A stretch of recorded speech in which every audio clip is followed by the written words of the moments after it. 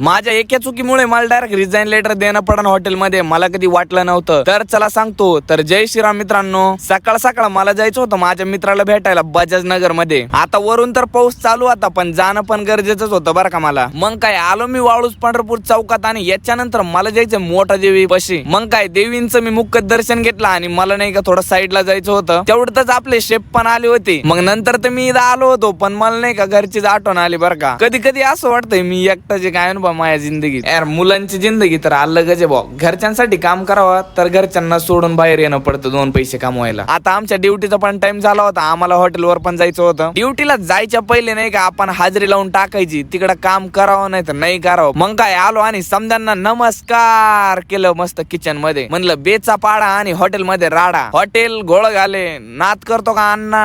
आलूचं बनिते कुठं काय बनिते पण आपण मास्टर शेफ आहे ना त्याच्यामुळे आपण डायरेक्ट काकडीचं बनत असतो. आपलं तर पुरं रेडी वगैरे झालेलं आहे. आता तेवढ्यात पण ऑर्डर चालूच झाल्या होत्या. रोज पेक्षा आज थोडं जाळंदूर जास्तच होतं वाटतंय मला. आयला आपलं काम अलग चालू आहे. इकडं बघा ना याच्यानंतर ऑर्डर येतच होत्या आणि तुमच्या भावाने त्याच्यातच बनवलं एकदम नूडल्स. बरं आता मी नाही का युट्यूबला एक व्हिडिओ टाकणार आहे नूडल कसे बनवायचे आणि त्याचं थंबनेल पण टाकेल मी इंस्टाग्रामला. आणि हा जाता जाता फॉलो पण करा.